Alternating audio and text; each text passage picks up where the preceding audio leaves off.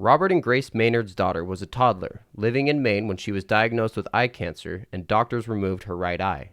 In her mother's blog, Grace writes that her daughter had been given a death sentence.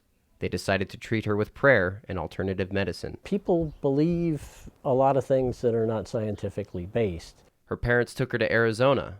They sought help from Dr. Martha Grout, a Scottsdale doctor and homeopath who prescribed Laetrile, an alternative cancer treatment. 5 days later, the 18-month-old was dead. Her name was Mercy. Cause of death? Cyanide poisoning.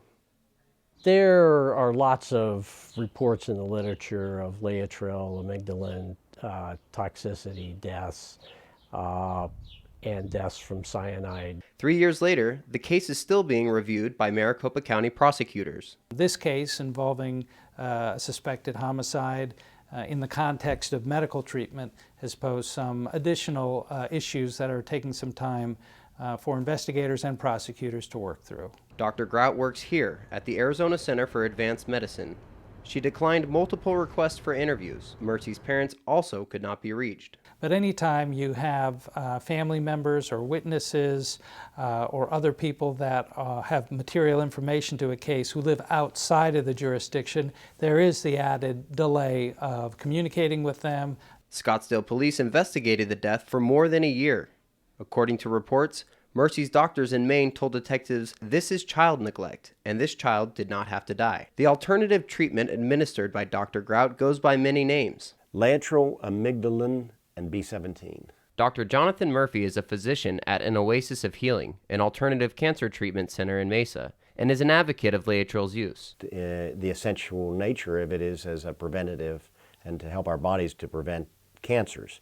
So that's why I take it, is as a preventative. In an email to Cronkite News, however, the FDA said Laetrile is not a safe and effective cancer drug and has the potential to be fatally dangerous. The potential for poisoning comes from how the drug is administered. So if it's injected, it's not particularly toxic.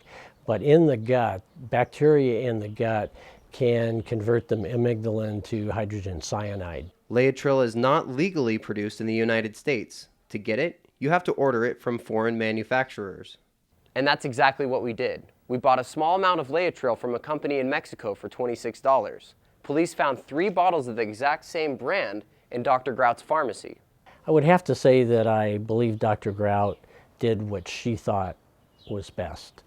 But I think the knowledge and the reasoning were certainly flawed. But Dr. Fagan, a University of Arizona professor of pharmacology for more than 22 years, wants the public to be wary of unapproved treatments.